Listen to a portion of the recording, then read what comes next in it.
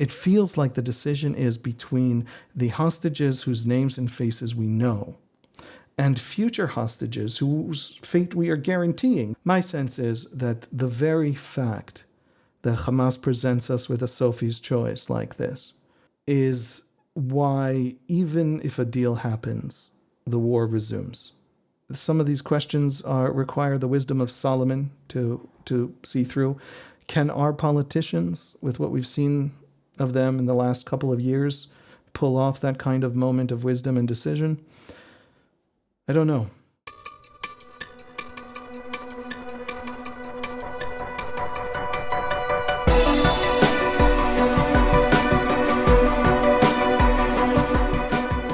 And I am pleased, very pleased, to welcome back, relieved to welcome back Haviv Rettig Gur to our regular check-ins. Haviv, my friend, I know we've spoken while you were gone, but we haven't spoken in front of our larger community here.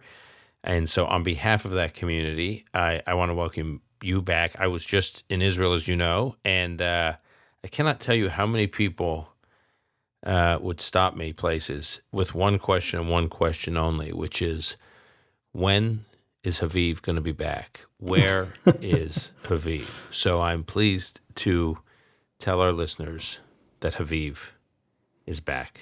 Welcome back. Thank you, Dan. Thank you. It's a little embarrassing and very, very gratifying. And we've built up what really feels like a community over the last 7 months. Was the time away badly needed and sufficiently therapeutic?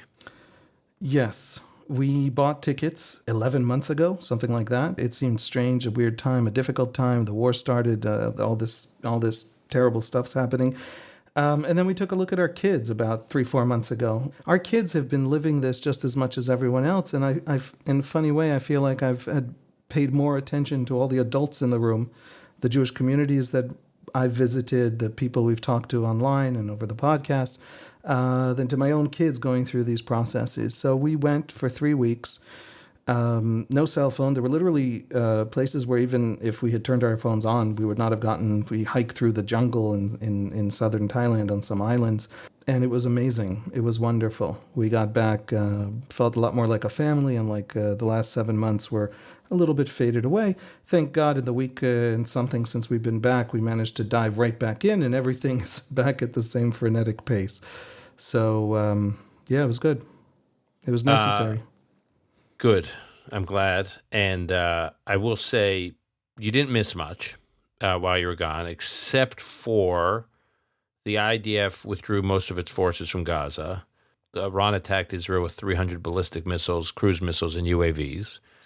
Then Israel attacked targets on Iranian soil. The UN, there's the UN, of course, they voted in favor of a Palestinian state, got a majority for the first time.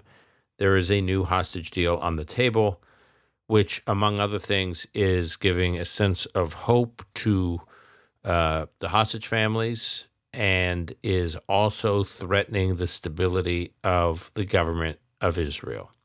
So not much, nothing new. Yeah, it's been a busy month, April, the month of April.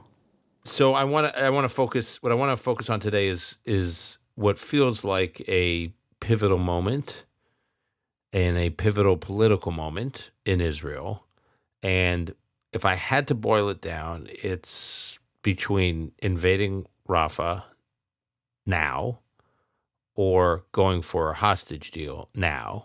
Now, on the going for a hostage deal, this is not solely up to Israel. It sounds like Israel is increasingly prepared to go for the hostage deal. So the difference between the decision to go into Rafah and the decision to go for a hostage deal is for the hostage deal requires more than just one party. It requires Hamas to be on board for it. As you and I were talking about earlier, Nachum Barnea, who's a prominent Israeli columnist who writes a regular column in Hebrew in Israel, summed up the scenarios in the immediate near future as: 1, Israel goes into Rafah and there's no hostage deal. 2, there's a hostage deal and no operation in Rafah, at least in the near term. And 3, no Rafah operation and no hostage deal. and I want to explore those with you. But to begin with, Haviv, can you just sort of empty your reporter's notebook here to set up the conversation and let us know what is actually going on the ground with this holding pattern Israel seems to be in as these decisions are being sorted out? The broadest brushstrokes are as follows. The Israeli army pulled out just about the entirety of the sort of warfighting machine out of Gaza. It's basically completed. There are forces still there holding the Netzarim corridor, which is what the Israelis call it. It's a corridor between northern and central Gaza, which essentially the Israeli army uses to make sure Hamas doesn't move in large numbers back to northern Gaza, where Israel believes Hamas is basically decimated. There are pinpoint units or insurgents, very small squads, but basically Hamas is gone from northern Gaza, and that's it. Now, that made a lot of news and a lot of sort of waves through the media and the punditry of the West, but it's a lot less than it looks like, because Gaza is a very small place and Israel's a very small place. And so the army is 10 minutes, 15 minutes from any operation it has to carry out in Gaza at any given moment. So what does withdrawal mean? Withdrawal means they're not literally ferreting out Hamas from the tunnels. And I just think this is an important point, because I hear people, analysts, make this point. Well, Israel's pulled out of Gaza. They make it sound as though it's equivalent to the U.S. pulling out of Afghanistan, right? Which is, in the case of the U.S. pulling out of Afghanistan, the U.S. is something like 8,000 miles plus right from Afghanistan. So for the U.S. to pull out of Afghanistan is meaningful, even if U.S. forces are pulled back, redeployed to Central Command Forward in Qatar at the Camp Asaliya, the Al Udeid Air Base in Qatar, or whatever, that's kind of has more regional proximity to Afghanistan than the U.S. to Afghanistan. But still, even that's really far away. What you're talking about here is when Israeli forces pull out of Gaza, it means, first of all, they don't have work to do at the moment, so they're basically sitting ducks. So to pull back means to pull back a few kilometers, which means the moment they need to return to Gaza in a meaningful way, it's flipping a switch and they're there. Right. So the first thing is exactly what you said. It reduces the footprint. It makes them safer from any potential insurgents. And they are still 15 minutes out, right? Able to come in anytime they need to. But it does another thing, which is what we saw with the Shifa hospital battle last month. The army pulled out not because it had actually withdrawn from the area, but because it was laying a trap. Hamas wants to bring forces above ground wherever the Israeli army pulls out to show that it still exists, it's still a fighting force, it has sort of, the Israelis are playing whack-a-mole and losing. That's the narrative Hamas would like to create. And the Israelis allowed Hamas to retake Shifa, establish a command center there, bring hundreds and hundreds of fighters there.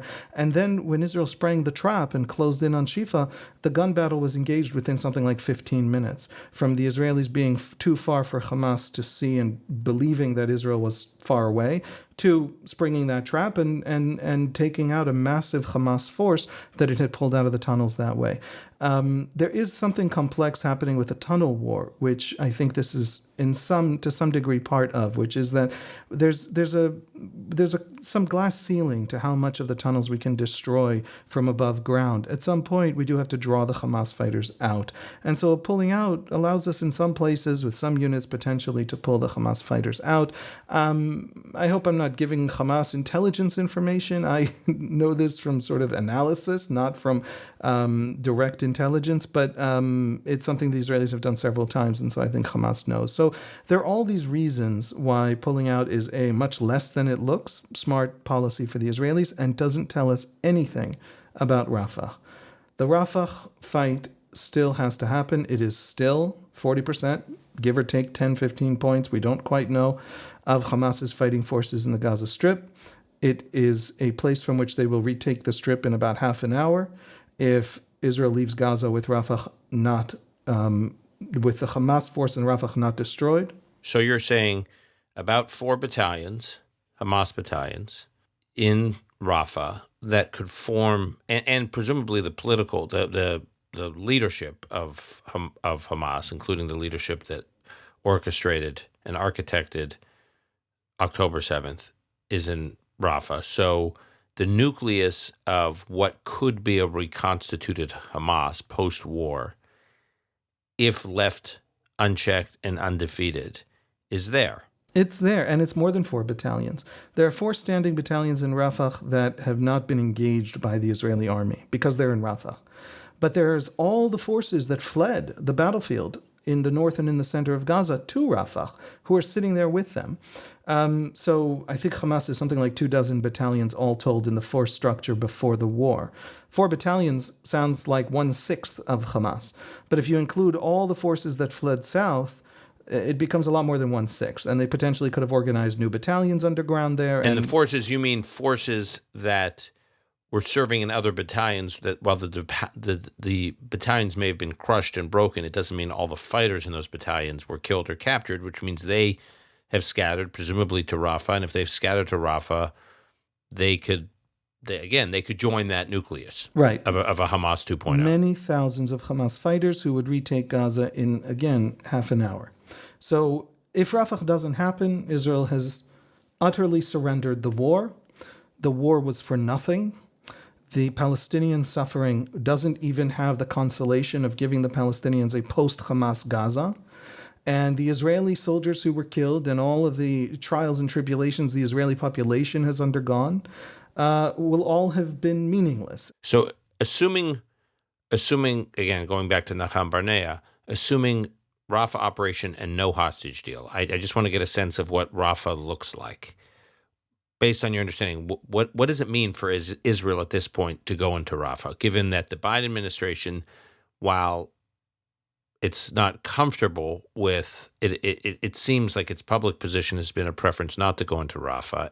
I'm more skeptical that is actually the case, based on the sources I've been talking to, that at least at the White House and the key players around Biden in the White House, which I include to be Jake Sullivan and Brett McGurk, and then obviously Secretary Blinken at the State Department, that they all basically understand that Israel has to go into Rafah in some way.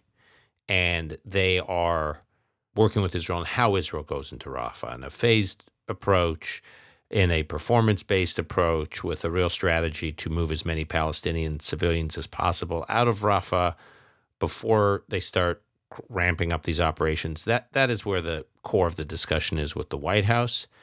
It's not about Rafah or no Rafah. It's how you do Rafah. So that's what I want to get at. What is in Israel when you're talking to Israelis? I mean, I was just with family and friends in Israel last week, some of whom they've been called back up for a possible operation in Rafah. No decision has been made, but they're clearly preparing for that. So, what, from your understanding, what does a Rafah operation look like if it happens? Look, we know that the preparations are extremely advanced. We know that there are huge complexes of tents built out by the Israelis in Gaza to absorb the civilians. We know that there is facial recognition software installed in checkpoints in central Gaza to make sure that Hamas fighters aren't part of that civilian group that will be removed from Rafah for the fight. We know that battalions have been called up. We know it because there's been a debate in Israeli press on the margins. It's not central to it's not page one, but it nevertheless has been happening, about a lot of reserve soldiers from very elite combat units that would take on the fight in Rafah who have not shown up to the units. Not a lot. It's in the single-digit percentages, but the debate isn't about them not agreeing with the war. These are people with small businesses that because they disappeared for 5 months to Gaza, their businesses collapsed and their families are struggling. And there's this whole now debate about how we take care of the soldiers. That debate is sparked by the new call-up for Rafah. In other words, so much that is happening right now clearly points to a Rafah operation. And by the way, Hamas told us 2 weeks ago that it absolutely rejects any kind of hostage agreement. It doesn't want one. It doesn't need one.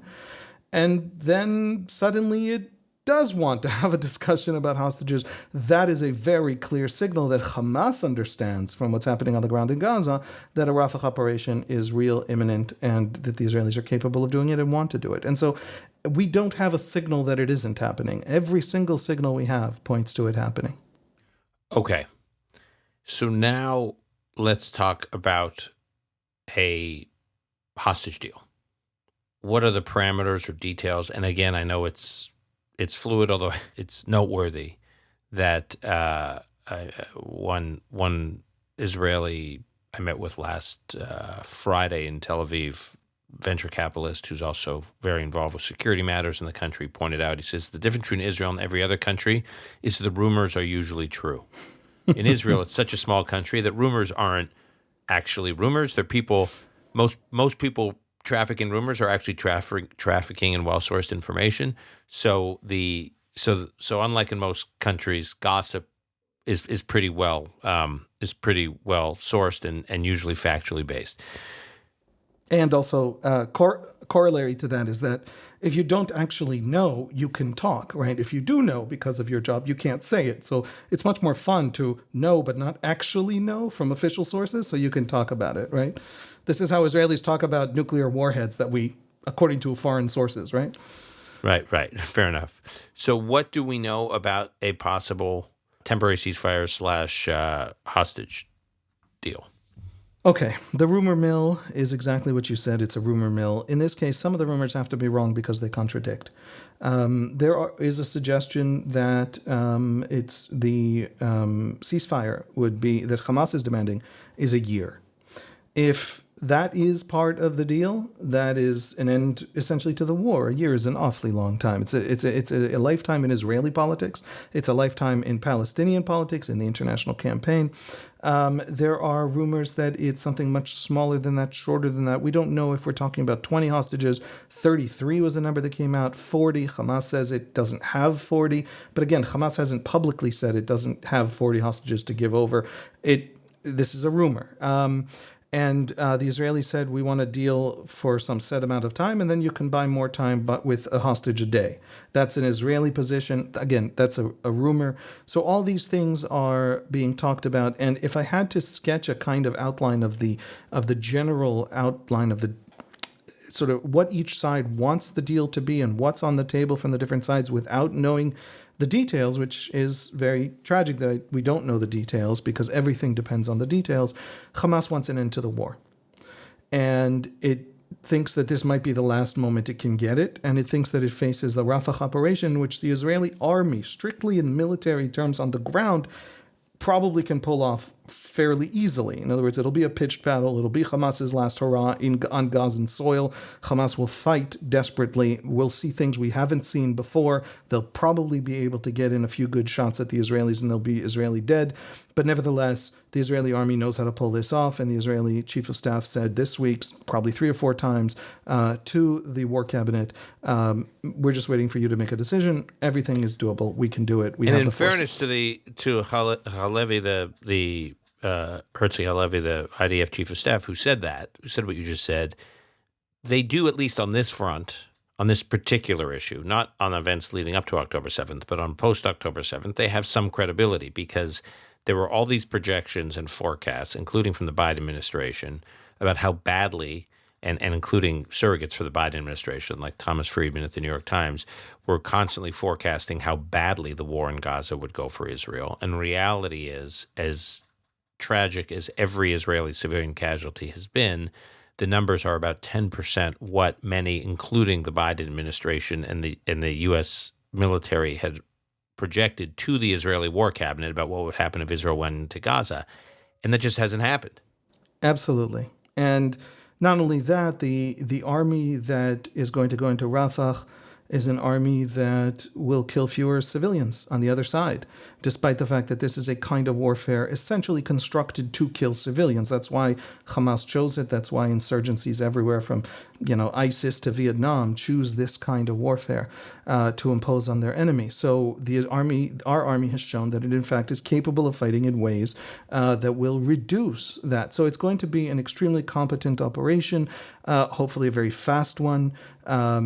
Has to be a very fast one, and I know the army knows that it can be a very fast one. And if you've already made the decision to do it and you're already taking the flak internationally and with the Biden administration, just get it done. Now, just pull the Band-Aid off as fast as possible. So all of that is right there on the table. Hamas is desperate to avoid that. Hamas wants a hostage deal. It doesn't want a hostage deal in which in 3 months the Israelis come back. Hamas believes that It has found an Israeli weak point with the hostages. It also believes that Netanyahu is very weak politically for various reasons we can get into.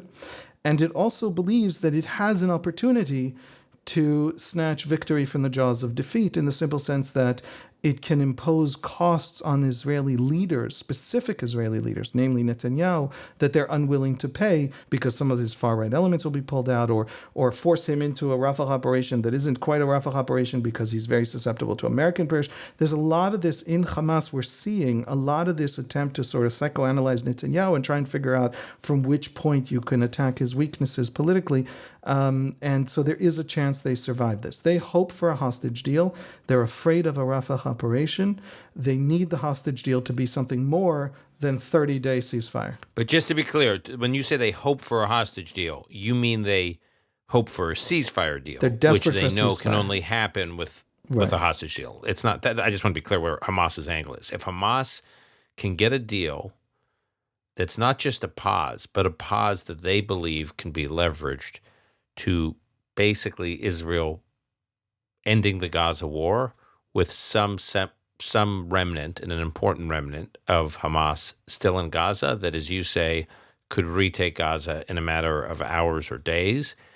That's what Hamas wants. And if it has to return hostages in order to get that, you're saying they will probably do it.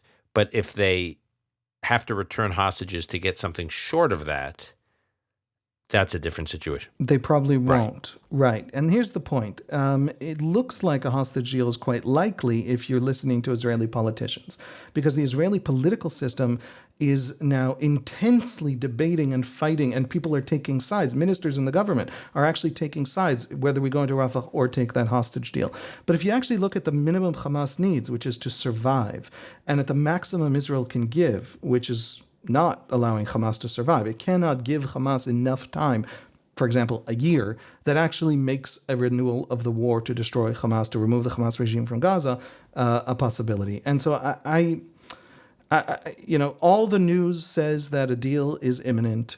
I don't know how a deal is imminent. I don't know what kind of deal they could. At this point, I would even say, if the Israelis sign off on giving Hamas a year free, a year ceasefire, in exchange for the last 40 hostages, assuming they can be found, living and available, that Hamas can find. Hamas is already setting us up for not having hostages, that they can't give us more than 40.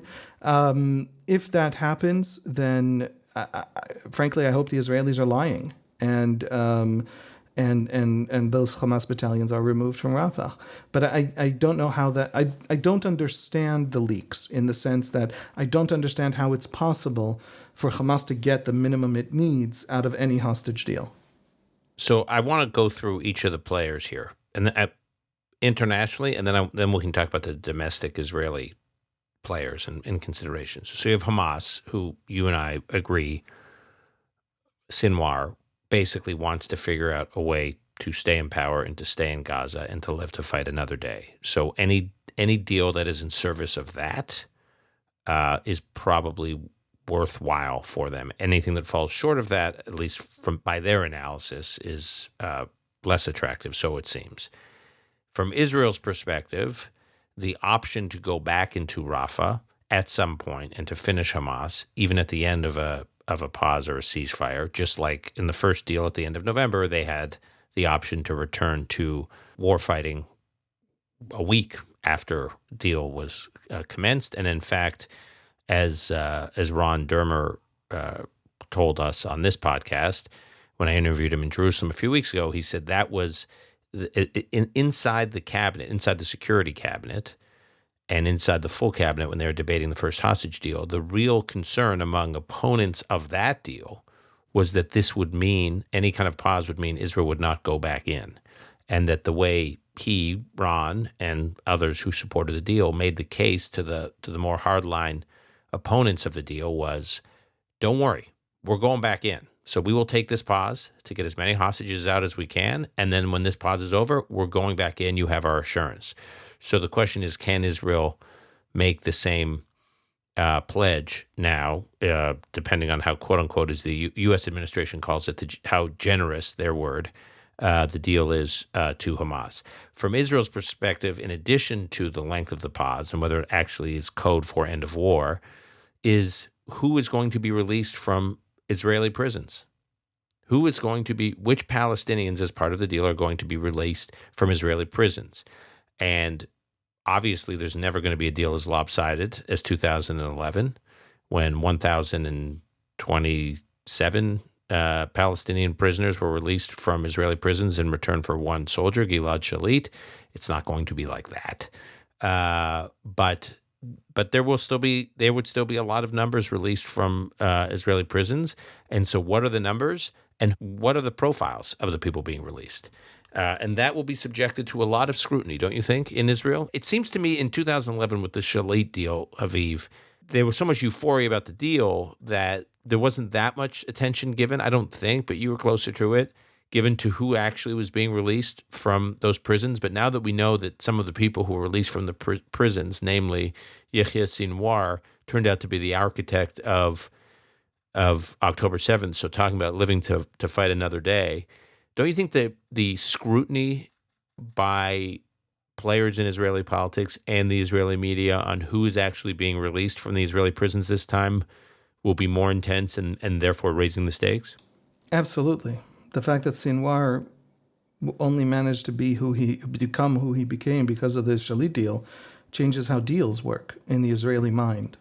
And so who is coming out, how many, how much time we pay in terms of ceasefire, whether Hamas survives this because of the deal. Those are the big questions, and everyone will be asking these questions. And in fact, Israeli politics is right now roiling over these questions. And these questions at this very moment have the power to topple the Netanyahu government right at this minute. So I think there's absolutely correct that the Israelis can still be squeezed the way that they were squeezed in the past.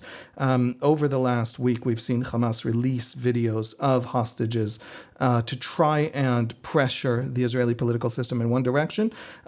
Those are exactly the videos of Gilad Shalit released shortly before the deal back in 2011 by Ismail Haniyeh, who was then head of Hamas in Gaza and is now in Doha or wherever he's run to. Roaming around the world. But wait, they released video of Shalit right before the final deal, and I didn't realize that. A few weeks, but as part of that pressure campaign, Sinwar remembers obviously very closely, very, very clearly that moment, because that's the moment that got him out of an Israeli prison, where he was serving, life sentences for murder, and murder of Palestinians, by the way, not Israelis, and that's something that he's very clearly trying to do now.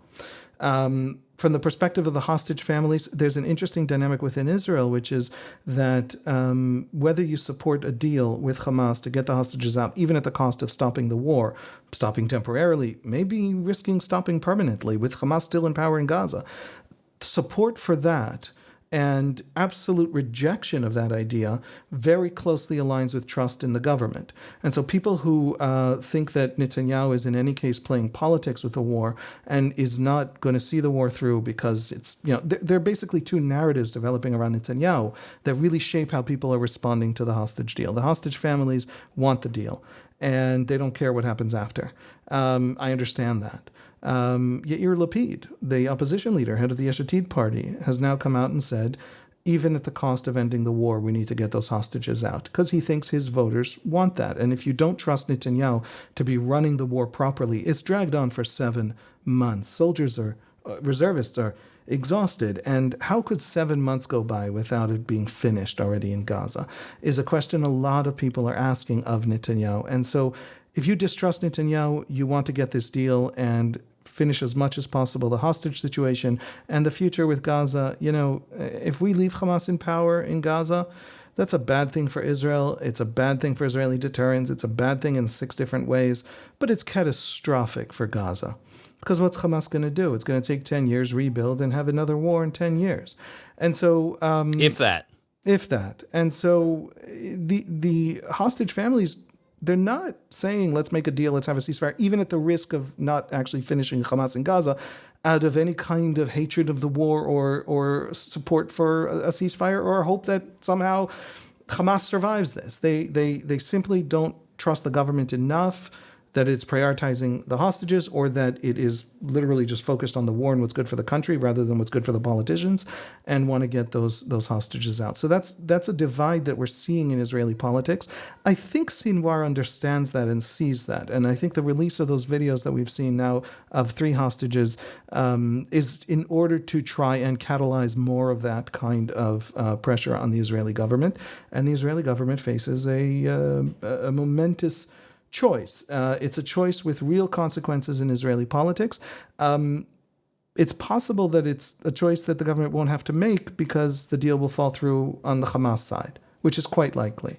But nevertheless, and it's not just the release of the videos. It's Sinwar and the Hamas leadership seeing the pressure mounting on Israel internationally. I mean, it's not lost, I think, on anyone in the Israeli leadership that Hamas has been all too pleased to issue statements in solidarity with the U.S. college encampments, the protesters, the pro-Hamas protesters on campuses of top American universities that are getting unbelievable wall-to-wall press coverage internationally. This is not a 1 day, 2 or 3 day story. It's nonstop on cable news, nonstop on Al Jazeera and the Arab satellite channels all throughout the Arab world, the Europe BBC, all throughout Europe, BBC, Arabic. I mean, it's everywhere.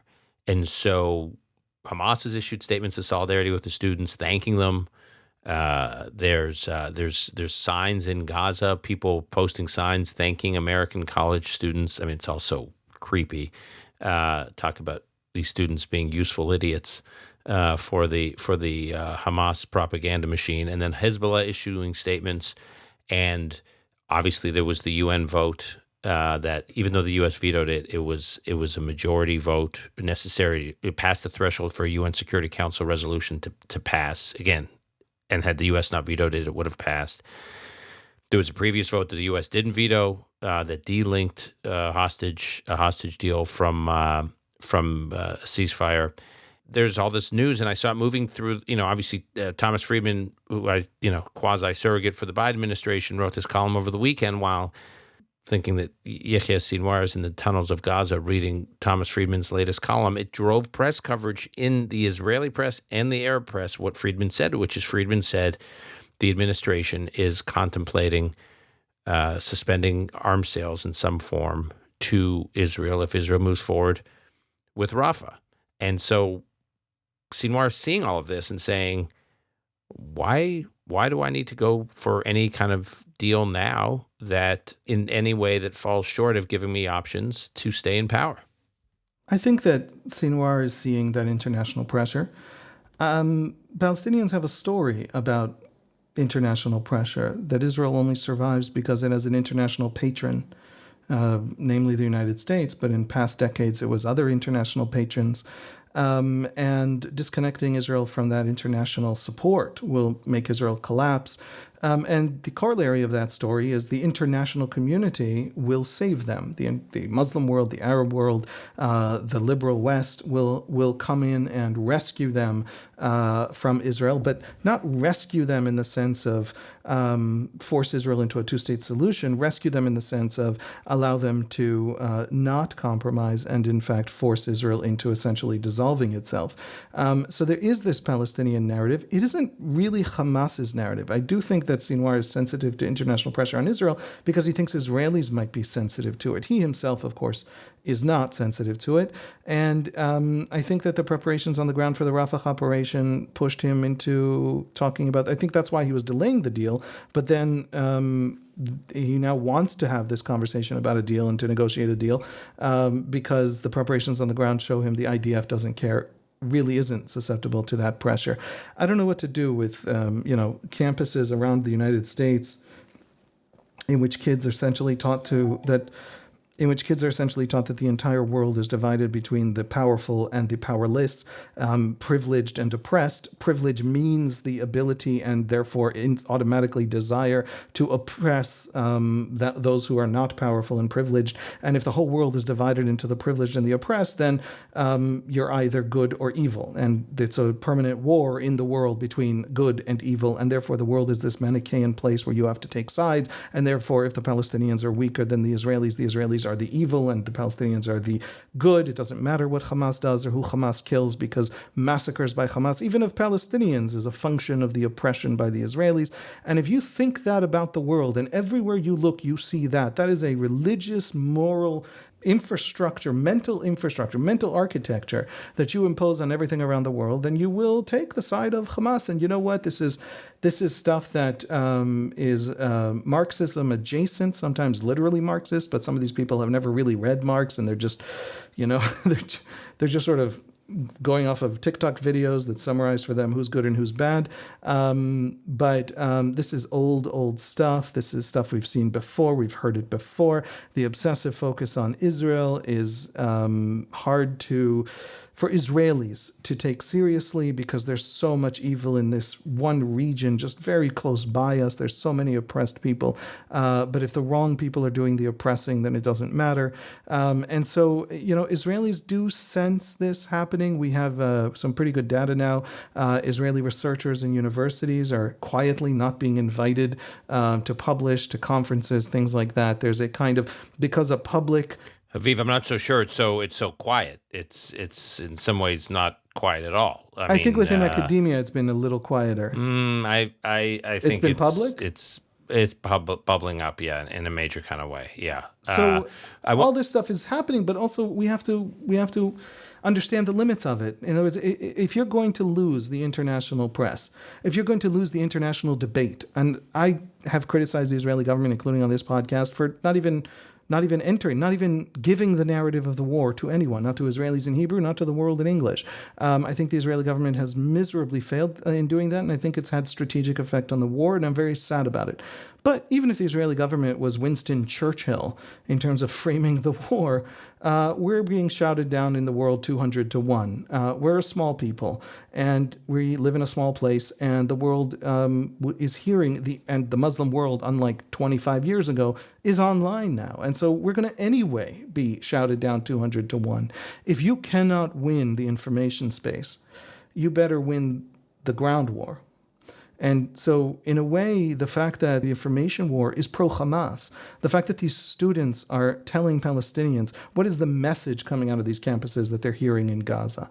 The message is, give nothing, surrender nothing, recognize nothing, accept nothing of Israel. And if you do that, we will be here to put the kind of pressure on Israel that'll make it crumble like Algérie Française or South Africa's apartheid government. And don't worry, Israel is on its way out of history. Please don't surrender please don't, in other words, compromise or reconcile, because that's a surrender and in a sense a betrayal of our own moral emotions.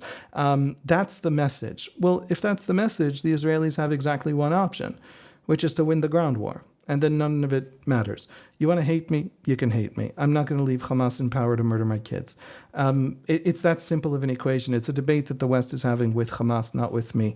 As long as the only option Palestine offers me is Hamas, and at the moment that's what it is, all this stuff in the West isn't going to matter. I'm not giving here like a moral, it's not meant to be a little moral sermon. What I'm saying is, in the Israeli mind, the reason to stop a war is if you don't trust Netanyahu to prosecute it properly, because then why are our boys dying? But the reason to stop the war is not because of what's happening on college campuses, because the people on college campuses who are pro-Hamas and supporting Hamas won't care if every last one of us is massacred. And we believe that. They might not know it about themselves, but we know it about them. And it fits in their oppressor-oppressed kind of ideology. And so Rafah is going to happen no matter what happens on college campuses. And Rafah is going to happen no matter what happens with the Biden administration deciding to limit arms sales in some way. The only thing that will stop Rafah is Israeli politics. I want to come back to the Biden administration because there's 2 points that are getting lost in the debate. One, this Tom Friedman article that got all this attention, I don't want to overstate its importance because it's being interpreted here as though this was the Biden administration speaking with one voice through Tom Friedman to put pressure on Israel. And of course, as you and I were just discussing, when you put pressure on Israel in any way, including that way, it also backfires because it gives fuel to Sinwar in affecting and shaping his decision-making and other players in the region. However, having spoken to folks in the administration and around the administration, that Thomas Friedman article, that Thomas Friedman column represents one point of view in the intra-food fight happening right now inside the administration. As I said, there are some in the administration like Brett McGurk, Jake Sullivan, to a large degree, Tony Blinken, who understand that Israel has to go into Rafah in some form. There are others in the administration who don't want Israel to go into Rafah, or want Israel, if it's going to go into Rafah, going in a much different, lighter way. And that voice represents the school of thought, that latter voice that Friedman is writing about. Friedman is not representing where the kind of universal consensus view of the Biden administration. Friedman knows there's an intra-administration fight going on about this, and he's making himself a conduit for the perspective that he agrees with, which is the group that wants no Rafah. A. B, this idea about restricting arms sales or sanctioning Israel in some way. A, I don't think the U.S. would do it, and I'm going to come back to that in a moment. But B, if they were to do it, this would not be the first time it's been done. You'll recall after Israel launched under Menachem Begin, under Prime Minister Begin, launched the military operation to take out the Osirak nuclear facility in Iraq to prevent Iraq from building a nuclear bomb. Menachem Begin launched that unilateral preemptive strike. And Casper Weinberger, who was Reagan's defense secretary at the time, this is 1981, was furious that Israel had done this, and they suspended arms sales. I think it was fighter jets to Israel for 6 months as punishment. The Reagan administration punished Israel in this way, using this tool after Israel went into Iraq. I don't think the Biden administration is going to do that. A, because I think those closest to Biden are opposed to it. B, they're opposed to it because they recognize ultimately that Israel does have to in some way finish off Hamas. The idea that Israel's just going to end this thing and Hamas is still going to be intact in Rafah and everyone's just going to move on. The Israeli leadership is going to move on. The Israeli public is going to move on. I think there are several players within the administration who understand that's not realistic. And lastly, when you restrict arms to Israel, which arms are you restricting? Obviously, there are defensive weapons that Israel has, like all the components of Iron Dome. And then there are offensive weapons that Israel has, like the JDAMs. Now, if you restrict weapons like JDAMs, those are precision-guided and precision-oriented weapons, meaning they make hits, military operations that Israel conducts, cleaner and more focused and with fewer civilian casualties. Where you restrict those kinds of weapons, which Israel gets from the U.S., Israel, as you said, is still probably going to go fight the fight it's going to fight, whether it's in Gaza or the fighting it has to do up north. It just means even more civilians will die.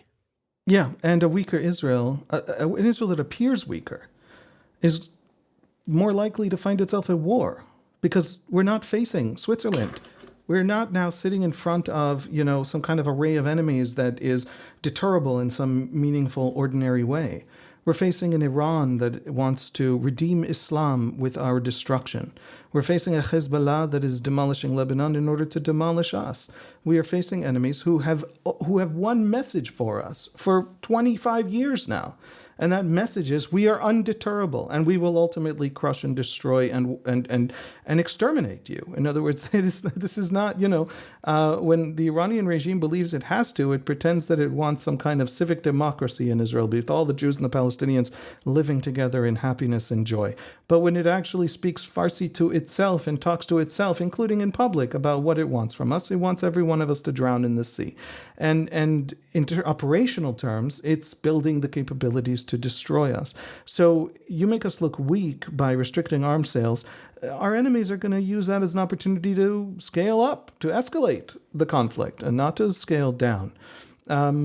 I'm sorry that there are such enemies in the world. That seems to really insult American sensibilities, that there are people who don't want stability and calm and prosperity and commerce for everyone. Or at least inconvenience the Americans. No, I really think the Americans have trouble wrapping their head around this idea. I mean, all this talk about all these years of finding a way, a modus vivendi with Khamenei. Khamenei is a revolutionary out to overturn the order of the world. You can delay certain things, but unless your plan is for Khamenei to ultimately fall in some way, it is not sustainable. What you do will be. Iran just launched while I was on vacation, launched the single largest drone attack in the history of drones, one of the largest missile attacks, maybe the largest, in the history of ballistic missiles. And the whole thing was intercepted by the Americans. But what does that tell Iran? And what did Iran suffer in response? It suffered very little in response. It suffered a very dramatic Israeli response in the sense that the Israelis showed that they could, with finesse, cut through literally every defense Iran had. With Israel using 10% of the projectiles, shall we call them, that Iran used in its attack against Israel. Right. Israel was saying to Iran, if we get into this game, you're going to suffer more than we suffer. But that was a very subtle, careful, targeted statement to Iranian policy planning and military elites. That wasn't an Israeli appearance to be exacting a massive cost. Now, Israel began this escalation in the sense that it's becoming really intolerable for Israel, for Hezbollah to keep large parts of the Israeli north uninhabitable. And so Israel is starting to exact a cost directly from Iran, and it killed very senior Iranian officials, including the general literally in charge of all Iranian operations in Syria and Lebanon. And that's an Israeli escalation. Iran was counter-escalating. The Israeli response was, maybe don't counter-escalate in that direction. We can clean the floor with you in that direction, just FYI. But on the public projection of all of this, what did the Middle East see? What did Hezbollah see? Did it see in Israel that can exact massive costs for this kind of missile attack? Because CENTCOM and Middle Eastern allies and Israel's own unbelievable missile defense system managed to block just about all the rockets, and certainly to prevent any real damage from the rocket attack, Israel didn't feel it needed a massive response. But deterrence in this region decides the next war. The next war is coming. It's not an option. It's not that Hezbollah has built out Iran has built all these proxies to not use them. All of the wars are coming. The question is when and how. And so if the Americans weaken the Israelis, that brings those wars closer. If you don't understand that, go ahead and do it, and you'll learn very quickly. And we can take weapons shipments very fast and turn them around to the battlefield. So it was reported in Israel, as Thomas Friedman column, and it was reported because it comes out of the Biden administration. But in as much as it does represent the Biden administration, and I take your point that it's a debate within the Biden administration, and the people that Tom Friedman was channeling in that particular column are losing that debate, at least for the moment. But in as much as it does channel, it's a Biden administration that it can't find its feet in this region and doesn't have any idea what the consequences are going to be. The fact is that American pressure has slowed this war effort, and that has made it last longer. And that has made it more costly to Israel, more costly to Palestinians, more costly to the American administration in its own political problem with this war. Feeling the Israelis don't care enough about civilians, therefore have to be pressured on that point, do it. Great. They're generals fighting a war. I'm very up for, pressure to fight as gently as possible. But don't slow the war. Don't end the war. Don't prevent the war from being fought well and precisely and with as much high tech as possible to actually prevent civilian casualties. Don't play a game that's going to only backfire out of sheer fear, out of just the inability to imagine a kind of initiative that gets the job done, sometimes you have to pull off the Band-Aid. You have to take the pain and end it as fast as possible because it's massively less damaging. A very parochial, local version of what you're talking about. I think the same applies to how the Biden administration is dealing with this flare-up of the college campuses that we were talking about, because here we are, end of April, early May. So these pro-Hamas protesters are taking over American college campuses, but it's all going to be meaningless in a few weeks because the school year's ending. So the question is, if the Biden administration forces Israel to drag out this war or prolong it, let's then just assume the fervor of this protest movement in the United States maintains the same level of energy, but it has nowhere to go because the school year ends. Or does it have nowhere to go? Because I'll tell you where I think it goes next. It goes to Chicago this summer at the Democratic National Convention. And the Democrats have a bitter history with conventions that the whole world is watching and that the American electorate is watching that go off the rails, because that's exactly what happened to the Democrats in 1968. Oh, by the way, in Chicago, in the middle of the Vietnam War, and played no small part in electing Richard Nixon president of the United States. Where are all these kids going?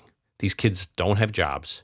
They're not working. They're basically have made themselves professional revolutionaries.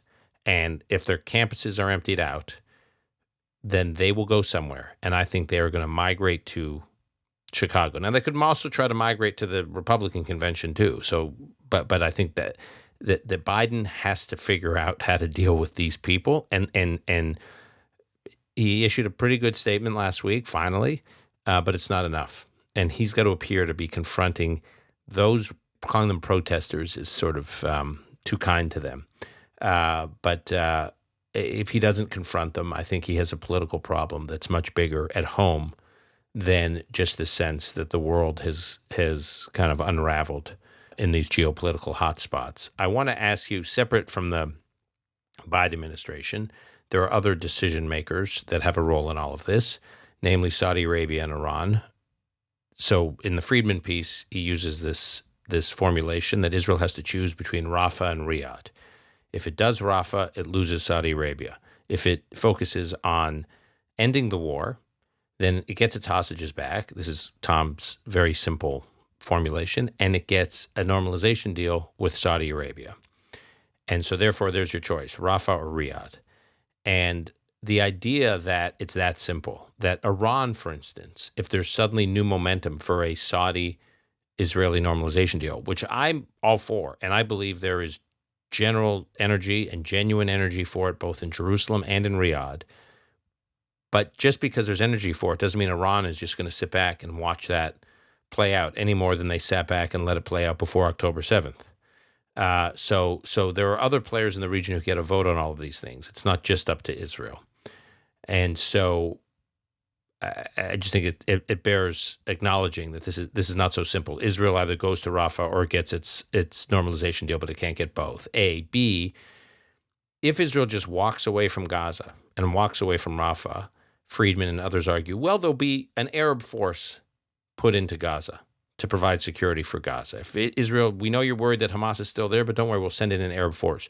Which Arab country really is sending their forces as quote-unquote peacekeeping forces in a Gaza in which Hamas is still operating? Really? I mean, I could understand that possibly happening once Hamas is completely defeated and dismantled, but the idea that any Arab government is going to send their forces into Gaza to operate there, let alone how complicated this would be in terms of rules of engagement between whatever that force is and the IDF. Leave that aside, because that presents its own level of complexity. But just the idea that some Arab country is going to send their forces into Gaza to duke it out with Hamas so Israel can walk away. If Hamas wins this, if Hamas is still standing at the end of this in Gaza, Hamas will have the claim that it faced the entire Israeli juggernaut, supported by the Americans, supported by the West, the Western governments, not the Western college students, and it is still standing. And therefore, it is invincible. And therefore, who's going to take them on? Some corrupt, I don't want to use, demeaning language, but ineffective military from somewhere in the Arab world. These are not competent, serious militaries. They're going to come into Gaza and actually fight Hamas. Anybody who comes into a Gaza where Hamas is still in operation after the Israelis have left will work for Hamas, or they will die until they leave. Find me the Arab force. Every Arab, by the way, military and government knows this. Find me the Arab force. By the way, just look at what's happened with the U.S. setting up this humanitarian the pier corridor. Hamas has been firing rockets at them, at American forces. So you don't think they'd be firing rockets and trying to kill Arab forces? Tom Friedman owes us to have it front-loaded. Find me the force. Find me the Arab army that'll go in. And then you've challenged me. Right now, it's just the most ridiculous idea by a faraway American who just, somehow there's this American habit. I just want to remind everybody, I'm a philo-American. I have a passion for America. I love America. And I think that some of America's intellectual history is the solution to the Israeli-Palestinian conflict. I got a whole speech on YouTube about Martin Luther King and the solution to the Israeli-Palestinian conflict. But, genuine love and deep admiration for President Biden and for the bipartisan admiration, okay? But America has this habit of looking at the world and thinking very simple thoughts that would make sense if the whole world was made up of Americans, and then insisting that must be how the world works. find me the Arab force that'll step in before you ask me to pull out. If I have to leave Hamas standing in Gaza, find me someone else who will fight the Hezbollah war. If I have to leave Hamas standing in Gaza, find me an internal Israeli domestic military reservist willing to go to a war where they know the Israeli government is going to lose it because it's that susceptible to international pressure. How do I pull Israelis out of their daily lives to go to a war if they don't know the war is going to end with a safer country and with their children being safe? Find me solutions to these unbelievably huge questions that I have about all of your silly policy prescriptions. Not liking the fact that it's uncomfortable, not liking the images out of Gaza, which is a war. A war is terrible. A war is disastrous. Hundreds of thousands of Israeli soldiers took part in this war. I am absolutely sure that some of them did things that are not okay. You want to find that evidence and you want to have that debate and you want to take that debate to court and you want to have... Great. Fine. God knows America had abuses in Iraq and abuses in Afghanistan. That doesn't mean that is the war. And images coming out of a war that look like a war, there's something astonishing about this American inability. I say that and then I remember Biden is still on our side in this, right? So it's an inability, but nevertheless, they have bucked this. But then you get these columns from people who think they have it all figured out when they can't answer the first question that the actual people on the ground, Israeli or Palestinian, are going to ask them. There is no way around getting rid of Hamas and Rafah. There is no way around it. Find me a way around it. Otherwise, Hamas wins. If Hamas wins, what do you think happens to Hezbollah? You think Amos Hochstein, the American negotiator up in Lebanon, is going to manage to convince Hezbollah to pull back from the border and stop shooting at Israeli towns? The town of Metula on the northern border is half demolished, basically, from Hezbollah rocketing and fire. Israel has pulled those people out. They can't go home. They haven't been able to go home for 7 months. You think that's sustainable? How long before that war? And if we leave Hamas standing in Gaza, Hezbollah fights harder. If we leave Hamas standing in Gaza, Hezbollah is convinced it'll win. If Hamas is decimated in Gaza, Hezbollah thinks differently about the war and calculates a much more careful war and doesn't actually want that escalation. If we don't look fierce, more war comes. And here's the thing, we can't actually be destroyed. So the more war that will come won't actually give victory to the other side. It'll just bring more bloodshed to the other side. If you care about Palestinians, if you care about Lebanese civilians who will be caught in between Israel and Hezbollah built itself for that. Every single rocket is under a village. Not a single rocket is out on a mountaintop in a place where it's easy to destroy it. And so if you think that by making Israel weaker or by convincing the other side that Israel might actually be defeated, you are preventing a war, then you don't understand the first thing about the Middle East. And by the way, after Syria, after Iraq, after Iran, and the nuclear deal, and then the going back on the nuclear deal, and then trying to get back into a nuclear, America doesn't really understand this region. So we have to finish Rafah. And we need a hostage deal because we owe those people everything. And if we have to choose between one or the other, again, Israelis want the destruction of Hamas. But if destruction of Hamas is something that seems to them not necessarily in the cards because of distrust of the politicians running this country right now, then they tilt directly and very powerfully toward the hostage deal, even at the cost of leaving Hamas in power. That's still not a majority opinion. And it's only a majority opinion because of this leadership.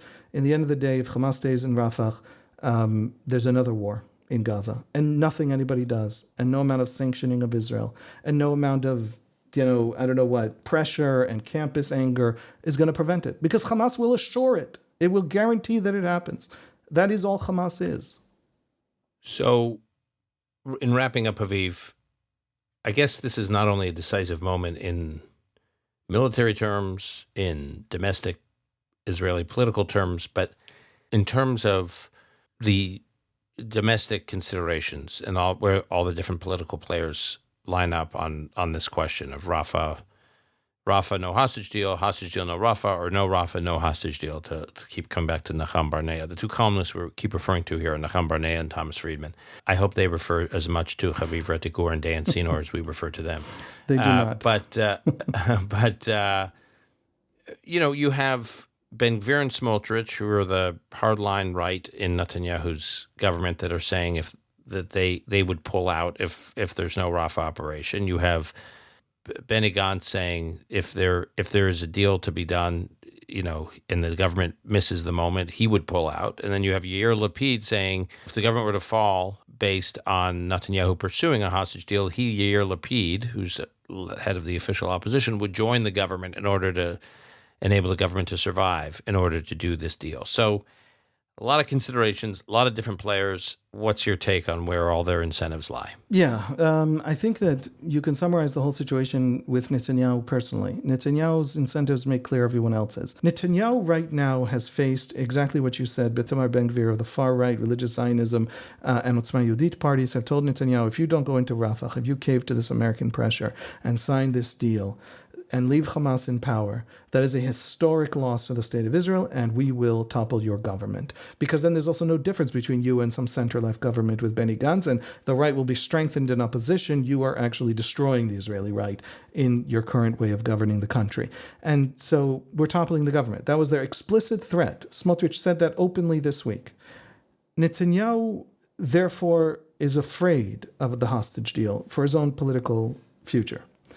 But that is unless Netanyahu concludes that the government's anyway going to collapse on the military draft question with the ultra-Orthodox parties, in which case Netanyahu has an opportunity to do a pivot away from Ben-Gvir and Smotrich toward Benny Gantz and Yair Lapid, and to have a centrist government just for the purposes of the war. All these people hate each other and don't trust each other, but just for the purposes of the war, that jettisons the ultra-Orthodox, and therefore that whole question jettisons the far right, and goes into Rafah, signs the deal, and then goes into whatever it is.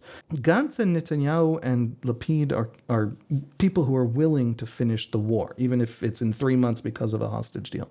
Aviv, I just want to put a spotlight on this point that you're making, because I do think I'm just struck in my conversations over here. There's this sense that Netanyahu wants X, and then all the other security-minded, but through the American lens, more responsible, more constructive, more restrained players like Benny Gantz, Yoav Gallant, Yair Lapid, that they're somehow in a they're a different category. They want to finish this war. Lapid, Gantz, Gallant, as much as Netanyahu does. In that sense, again, these are different men, but they have tremendous personal animosity towards each other. They have, let's just say different characters. They're different people, but they are, on this particular point, details obviously are details, but on the grand strategy on this particular point, they're more or less aligned. Yeah, I mean, there has been an argument on the Israeli left, which I think is shared by a lot of critics abroad, that Netanyahu's politics vis-a-vis Ben-Gvir and Smotrich are prevented also from the Israeli government and the Israeli military from laying out a serious humanitarian push. That is something you hear among Netanyahu's critics in Israel. I don't see into Netanyahu's soul. We've talked on this podcast about some of the hard, real problems with deploying a massive humanitarian aid program in Gaza, where at every turn it has been stopped by Hamas. And in areas under Israeli control, we've heard about 6 months now of imminent starvation, but there hasn't actually been starvation. And that's because there is a massive amount of aid coming in. And so I'm not saying it's true. I'm not saying it's not true. I frankly think it's a side point. It's already so politicized that it's hard to know on the ground exactly what's happening in those terms or what's been going on for 7 months. The point is, you can argue that Netanyahu fought this war worse than Gantz and Lapid and Gallant alone would have fought it. I have argued that in writing. Fundamental strategy is identical, and it's identical from Lapid to Netanyahu. Lapid this past week said, exactly as you said, I will come in and all of my party will vote and we will save the Netanyahu government to pass the hostage deal if Netanyahu is worried that he'll fall because of the Smotrich Ben-Gvir pulling out because of the hostage deal, because he then doesn't go into Rafah for some significant amount of time. Lapid is also playing politics in the sense that Netanyahu is thinking the day after the vote for the hostages, Lapid will come in, stabilize his government, they'll have a vote for the hostages. The hostage release will happen. That minute, Lapid will leave and topple him, and Smotrich and Ben-Gvir won't come back to his rescue. So he still falls. And Lapid gets the election. And Lapid gets to say, I brought out the hostages. Netanyahu can't even have the credit for pivoting centerward, right, for that. It's also a way for Lapid to then outstrip Benny Gantz finally. Gantz has been polling better than Lapid among centrists basically since the war began. There's a lot of political maneuvering happening here. It's interesting to note in terms of political maneuvering that we've seen from within Likud Foreign Minister Israel Katz, for example, has said this week that there is a capacity within Likud to sign the hostage deal, and that that's the right thing to do, and that we'll still get back to destroying Hamas. It looks like within Likud, there's almost a hunger to have that happen, even if it means toppling the government, even if it means going into the opposition. Likud now finds itself opposed to a hostage release deal, which is unique in Israeli history. It's strange in Israeli history. It might be rational and it might be the right thing to do, but Tzalal Smotrich makes powerful arguments, roughly your arguments on the Shalit deal. But nevertheless, it's different. It's new. Likud now finds itself on the wrong side in terms of most Likud voters of the military draft question, of just question after question after question. And so the Likud itself, it looks like most of the ministers are in favor of a hostage deal. If you were to only listen to Israeli politicians in Hebrew, you would conclude that a hostage deal is imminent. I still don't understand how Hamas would agree to a deal that wouldn't end the war and therefore backfire on the Israeli government that signs the deal. But nevertheless, that question is a question that's now reshaping Israeli politics. Look, going forward, what we might see. We might see Netanyahu say, Hamas won't bend as far as we need it to. Therefore, Rafah goes ahead. He'll face a tremendous amount of flack. The opposition will have a campaign. You left the hostages to die. Netanyahu might think he has to, just for war reasons, war fighting reasons, it's the right thing to do, even if it's horrible, swallow that and move ahead. Or you might actually see Netanyahu say, my government is doomed anyway for reasons unrelated to the war because of the ultra-Orthodox and the draft. I might as well pivot now and try and build something else in another section of Israeli politics. That's where Israeli politics are. And so, like the war itself, Hamas's fate is about to be decided based on what happens with going into Rafah or not going into Rafah. Netanyahu's fate may well now be on the cusp for the same reason within Israeli politics. We are at the beginning, sort of at the bottom rung of a very dramatic time. But what about society, the societal impact, though? I mean, because in a sense, Israelis now are deciding in these decisions you're laying out, because they're not just political decisions, they're also societal. The lengths Israel would go to get hostages back in the past, how it maintains its fidelity to that. At the same time, having learned a lesson from October 7th, that making too lopsided or too generous deals with entities that seek Israel's destruction could wind up with those entities being in a stronger position to seek Israel's destruction. And that's also a legitimate issue for Israeli society to wrestle with. I'll say more than that. The Shalit deal gave us October 7. So the question is, to many Israelis who are not, I would say, on the hawkish right and absolutely know what should be done, or on the dovish left and absolutely know what should be done, but the majority who are somewhere in the middle, it's a brutal kind of decision, because you're trying to pit assuming it's even in our power to decide. This might be a Hamas thing that may not be able to give it to us, and we're going forward with Rafah, and the hostages are all dead, and that's a horrible, horrible idea. But nevertheless, that might be one of the things that happens here. But assuming it is in our power to make that decision, it feels, because of our experience of how Shalit led to Sinwar, which led to October 7, Sinwar taking over Gaza, which led to October 7, it feels like the decision is between the hostages whose names and faces we know and future hostages whose fate we are guaranteeing. So there's this game that's being played in the Israeli mind. My sense is that the very fact that Hamas presents us with a Sophie's choice like this is why, even if a deal happens, the war resumes. The very fact that we understand that, the Americans are not going to be able to get Hezbollah behind the Litani. Hezbollah are currently in violation of a UN Security Council resolution from 2006, forcing them to be behind the Litani River, north of Litani and away from the Israeli border. We're going to have to go after Hezbollah. And if all that this ceasefire does is provide Hezbollah an excuse to de-escalate on the border without having to pay any cost for emptying the Israeli north of its population for 7 months, for shooting massively, for violating all these if all this ceasefire does is give Hezbollah a way out, then this ceasefire is a disaster. It's getting hostages out in exchange for serious, profound strategic setbacks in two critical arenas for our security and for our future. So Netanyahu's right now political position I don't know which way he'll go. He doesn't, I think, know which way he'll go. His political fate is on the line. Hamas's fate is on the line, and the future of the war in Lebanon is on the line. What Israelis would like to happen is for Hamas to be destroyed in Gaza, for some miraculous rescue of the hostages that doesn't involve giving Hamas a way out, and for pushing back Hezbollah in ways that give us deterrence for the next 15 years and send a message to Iran. That's the optimistic, outcome. I don't know this government knows how to deliver it. This war has dragged on very long time. There's a lot of distrust among the Israeli public of this government pushing, toward a better ending, a better solution. So we need to see real competence. Some of these questions require the wisdom of Solomon to see through. Can our politicians, with what we've seen of them in the last couple of years, pull off that kind of moment of wisdom and decision? I don't know. I'm optimistic, so hopefully.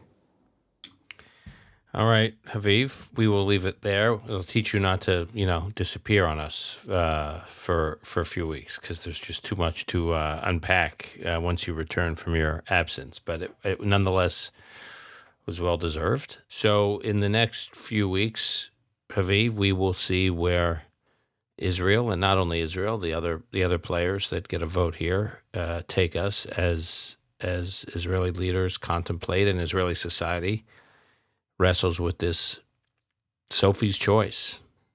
Thanks for being here and for being back. Thank you, Dan.